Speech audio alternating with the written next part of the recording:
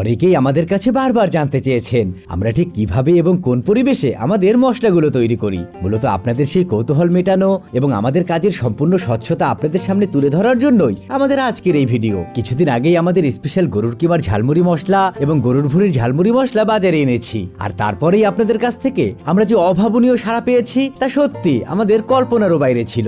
আপনাদের এত ভালোবাসায় আমরা মুগ্ধ, কিন্তু অর্ডারের চাপ এতটাই বেশি ছিল যে আমরা সবাইকে ডেলিভারি দিয়ে কুলিয়ে উঠতে পারিনি। যারা অনেক আগ্রহ নিয়ে অর্ডার করার পরেও মশলাটি হাতে পাননি, ভাই হিসেবে আমি আপনাদের সবার কাছে আন্তরিকভাবে দুঃখ প্রকাশ করছি। আমাদের উপর আপনাদের এই অটুট বিশ্বাস আর ভালোবাসার কারণেই আজ আমরা আপনাদের সামনে আমাদের কাজের পরিবেশটা নিয়ে এসেছি। তো চলুন আর কথা না বাড়িয়ে সরাসরি দেখে নেই একদম পরিষ্কার পরিচ্ছন্ন ও স্বাস্থ্যসম্মত ঘরোয়া পরিবেশে কিভাবে তৈরি হয় আপনাদের এত পছন্দের এই রেসিপিটি। প্রথমে এই রেসিপিটি তৈরি করার জন্য আমরা একটি প্যানে অ্যাড করে নেব 600 গ্রাম পরিমাণ পুরোপুরি ভালোভাবে পরিষ্কার করে নেওয়া ভুঁড়িটুকু আমরা একদম ছোট ছোট কিউব আকারে কেটে নিয়েছি। এবার এতে একে একে অ্যাড করে নিচ্ছি আদা বাটা 1 টেবিল চামচ, তার সাথে রসুন বাটা 1 টেবিল চামচ, জিরা গুঁড়া 1 টেবিল চামচ, ধনিয়া গুঁড়া 1 টেবিল চামচ, শুকনা মরিচের গুঁড়া 1 টেবিল চামচ, গুঁড়া হলুদ 1 টেবিল চামচ, লং 6টি, সবুজ এলাচ 4টি, 1 ইঞ্চি সাইজের দারচিনি 2 টুকরা, 3টি মাঝারি সাইজের তেজপাতা। ভাজার সুবিধার্থে পাতাগুলো কেটে নিচ্ছি। এবার দিয়ে দিচ্ছি কালো এলাচ 1টি, তার সাথে অর্ধেকটুকু স্টার আনিস। লবণ দিয়ে দিচ্ছি 1 চা চামচ। এবার অ্যাড করে নিচ্ছি 1 কাপ পরিমাণ রান্নার তেল। এরপর দিয়ে দিচ্ছি পেঁয়াজ বেরেস্তা 1/2 কাপ। এবার একটু নেড়ে চেড়ে খুব ভালো করে সবকিছু একসাথে মিশিয়ে নেব এবং চুলাটাও জ্বালিয়ে দেব।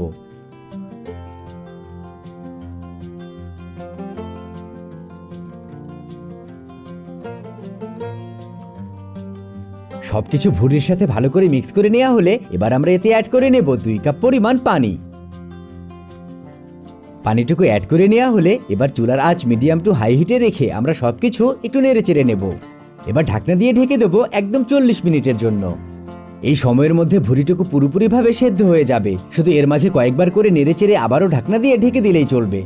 যখন দেখব ভুঁড়ি রান্নায় পানি বেশ অনেকটা শুকিয়ে এসেছে তখন আমরা ঢাকনাটি খুলে দেব এবং অনবরত নেড়ে চেড়ে ভুঁড়িটুকু পুরোপুরি কড়া করে ভেজে নেব।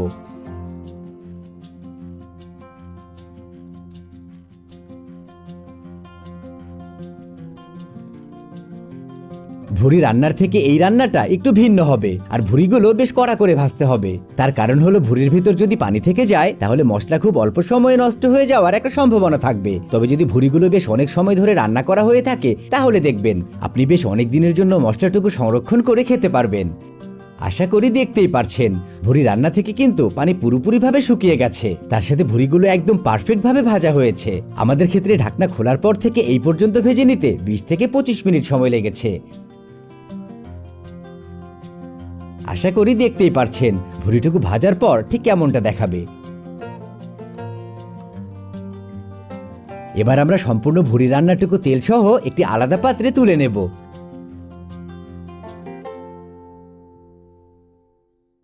দেখছেন ভুঁড়িগুলো আমরা কতটা কড়া করে ভেজে নিয়েছি। চিন্তা করবেন না, কারণ মশলা তৈরি করার পর আমরা যখন এই ভুঁড়িটুকু অ্যাড করব তখন আবারও ভুঁড়ি আগের মতো সফট এবং খুবই অসাধারণ একটা টেক্সচার ধারণ করবে। ভুঁড়িটুকু আলাদা করে নেওয়া হলে আমরা একটি ছোট্ট হাঁড়িতে অ্যাড করে নিচ্ছি 1/4 কাপ পরিমাণ করে 2 ধরনের সরিষা। এইটা হলো হলুদ সরিষা আর আরেকটা হলো কালো সরিষা। এবার এতে পানি অ্যাড করে আমরা সরিষাতে থাকা সম্পূর্ণ ময়লাগুলো দূর করে নেব। এই প্রসেসটা অবশ্যই করে নিতে হবে, কারণ সরিষাতে অনেক পরিমাণে ময়লা এবং মাটির দানা থাকে, তাই কমপক্ষে 3 থেকে 4 বার ভালো করে ধুয়ে আমরা আবারও এতে পর্যাপ্ত পরিমাণে পানি অ্যাড করে কমপক্ষে 30 মিনিটের জন্য ভিজিয়ে রাখবো। এরপর সরিষা যখন নরম হয়ে আসবে তখন পাটায় বেটে যতটা সম্ভব মিহি করে একটি পেস্ট বানিয়ে নেব।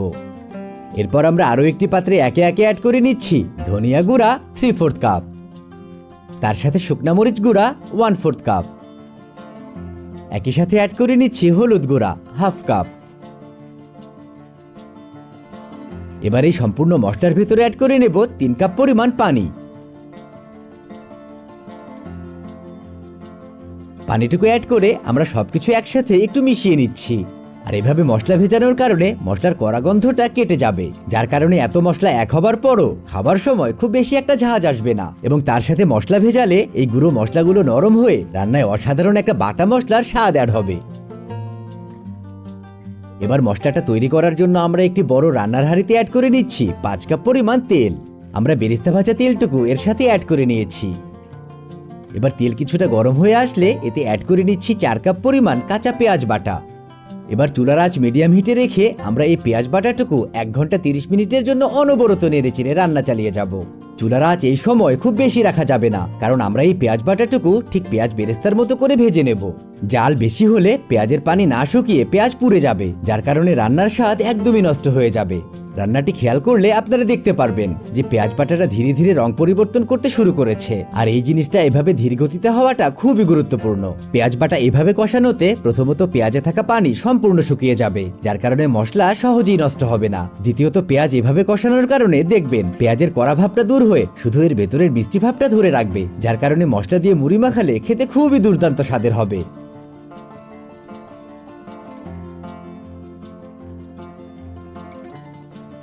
এবার আশা করি দেখতেই পারছেন পেঁয়াজ বাটা প্রায় 1.5 ঘন্টা ধরে ভেজে নেওয়ার পর এর রং এবং টেক্সচারটা ঠিক কেমনটা দেখাচ্ছে। দেখছেন, দেখেই মনে হচ্ছে না যে পেঁয়াজ বেরেস্তা ব্লেন্ড করে দিয়েছি। এবার যেহেতু পেঁয়াজ বাটা ভাজা শেষ, তাই এবারে অ্যাড করে নিচ্ছি 3 কাপ পরিমাণ রান্নার তেল।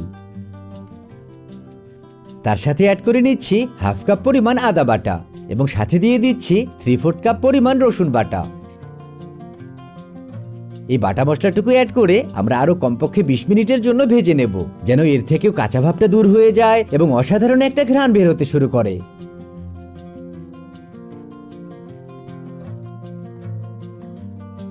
প্রায় 20 মিনিট ধরে নেড়েচেড়ে মশলাগুলো কষিয়ে নেওয়া হলে এবারেতে অ্যাড করে দিচ্ছি আমাদের তৈরি করে নেওয়া গুঁড়া মশলা পেস্টের সবটুকু। এবার আমরা আবারও ঠিক একইভাবে নেড়েচেড়ে মশলা কষাতে থাকবো। একটা জিনিস অবশ্যই খেয়াল রাখতে হবে, এই রান্নার পরিমাণের থেকে বেশি গুরুত্বপূর্ণ এর ধারাবাহিকতাটাই। অবশ্যই চেষ্টা করবেন আমরা যে পদ্ধতিতে আপনাদের এই রান্নাটা দেখাচ্ছি ঠিক সেভাবে মশলাটি তৈরি করে নিতে, তা না হলে কোনো মশলা বেশি রান্না হয়ে যাবে, আবার কিছু মশলায় কাঁচা গন্ধ থেকেও যেতে পারে এবং খেতেও তেমন একটা ভালো নাও লাগতে পারে। প্রায় 30 মিনিটের মতো মশলাগুলো কষিয়ে নেওয়া হলে এবারেতে অ্যাড করে নিচ্ছি আমাদের ভেজে নেওয়া ভুড়ি রান্নার সবটুকু। ভুড়ি ভাজার সাথে যে তেলটুকু ছিল তা সহ আমরা এই রান্নায় অ্যাড করে নিয়েছি। এবার দিয়ে দিচ্ছি আমাদের প্রথমে বেটে নেওয়া সরিষা বাটার সবটুকু। তার সাথে অ্যাড করে নিচ্ছি বিট লবণ 3 টেবিল চামচ, লবণ দিয়ে দিচ্ছি 1 টেবিল চামচ। এবারে অ্যাড করে নিচ্ছি টেস্টিং সল্ট 1/2 কাপ পরিমাণ। এবার আমরা আবারও 40 মিনিটের জন্য নেড়েচেড়ে মশলাটুকু তেল ছাড়তে শুরু করা পর্যন্ত রান্না চালিয়ে যাব। আর এই সময় রান্না করতে করতেই দেখবেন আপনার মশলার রং আসল ঝালমুড়ির মশলার মতো গাঢ় রং ধারণ করতে শুরু করেছে। তার সাথে রান্না হতে হতেই দেখবেন মশলার উপর হালকা করে তেল ছাড়তে শুরু করেছে। আর এই সময় আমরা অ্যাড করে নেব চটপটি মশলা 1/2 কাপ। তার সাথে দিয়ে দিচ্ছি কাশ্মীরি চিলি পাউডার 3 টেবিল চামচ। একই সাথে দিয়ে দিচ্ছি শাহি গরম মশলা 3 টেবিল চামচ। এরপরে অ্যাড করে নিচ্ছি ভাজা জিরা গুঁড়া 1/2 কাপ এবং সবশেষে দিয়ে দিচ্ছি সরিষার তেল 1 কাপ পরিমাণ। এবার যেহেতু আমরা সব ভাজা মশলা অ্যাড করছি তাই খুব বেশি জাল করব না, যেহেতু মশলার পরিমাণও অনেক, তাই আমরা এখানে আরো 10 থেকে 15 মিনিট জাল করে নিলেই চলবে। এই মশলা তৈরি করার জন্য শুধু উপকরণ এবং উপকরণের পরিমাণ না, এই রান্নার জন্য প্রয়োজন অনেক সময় এবং ধৈর্য। তবে শেষমেশ দেখবেন আপনার রান্নাঘরে তৈরি হয়ে যাবে এমন লোভনীয় এবং খুবই পারফেক্ট মশলার ব্যালেন্সে তৈরি এই গরুর ভুঁড়ির ঝালমুড়ির মশলা। আশা করি দেখতেই পারছেন মশলাটার ঘনত্ব, টেক্সচার এবং রং ঠিক কেমনটা হবে। এই মশলাটাই যখন ঠান্ডা হবে এর থেকে তেল সেপারেট হয়ে দেখবেন বেশ অনেকটা তেল উপরে ভেসে আছে, যেটা আপনার মশলাটাকে সংরক্ষণ করতে সাহায্য করবে এবং মশলার ঘ্রাণটা দূর হওয়া থেকেও আটকাবে। মশলার রংটা কিন্তু দেখেই বোঝা যাচ্ছে এর স্বাদ কতটা অসাধারণ হবে। এবার চলুন দেখিয়ে দিই এই মশলাটি কিভাবে প্রিজার্ভ করবেন। আমরা যেমন যে কোনো আচার কাচের জারে প্রিজার্ভ করে থাকি, ঠিক তেমনি এই মশলাটিও কাচের জারে প্রিজার্ভ করতে হবে এবং জারটি অবশ্যই এয়ারটাইট হতে হবে। তার সাথে মশলা সংরক্ষণ করার আগে অবশ্যই পুরোপুরিভাবে রুম টেম্পারেচারে নিয়ে এসে তারপর জারে ভরে নিতে হবে, তা না হলে এর ভিতরে ময়েশ্চার জমে খুব দ্রুতভাবে নষ্ট হয়ে যাবে। এতটুকু ফলো করলেই কমপক্ষে 3 মাস আপনার আর কোনো চিন্তাই থাকবে না ঝালমুড়ি নিয়ে।